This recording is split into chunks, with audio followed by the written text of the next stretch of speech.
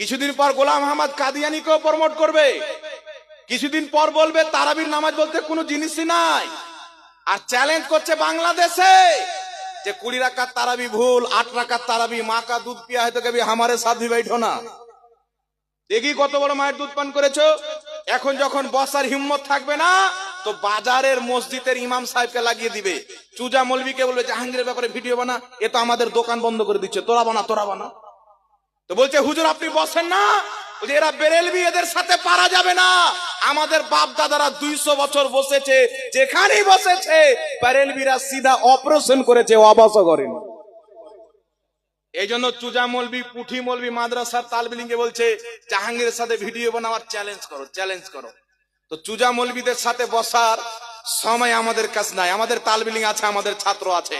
তোমাদের বড় বড় যেইগুলো মৌলবী বসাও ময়দানে, তারা ইয়াজিদের পক্ষে বসুক, আমরা হুসেইনের পক্ষে বসবো। সারা পৃথিবী জমিন আসমান সাক্ষী হয়ে যাবে যে হুসেইন ওয়ালা কে আর ইয়াজিদ ওয়ালা কে।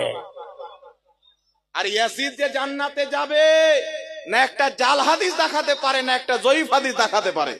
আর হুসেন জান্নাতি যুবকদের সর্দার, আমরা এটা সেহায়ে সিত্তা থেকে সহি হাদিস দেখাবো, হুসেন জান্নাতি, জান্নাতি যুবকদের সর্দার। জোরে বল সুবহানাল্লাহ।